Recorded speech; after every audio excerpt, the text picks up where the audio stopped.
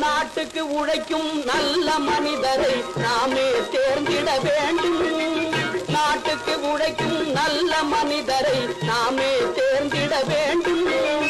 நாட்டு மக்கள் நலம் எண்ணிடுவோரை நமக்குள் நாமே தேர்ந்திட வேண்டும். நாட்டு மக்கள் நலம் எண்ணிடுவோரை நமக்குள் நாமே தேர்ந்திட வேண்டும். நாட்டுக்கு உழைக்கும் நல்ல மனிதரை நாமே தேர்ந்திட வேண்டும்.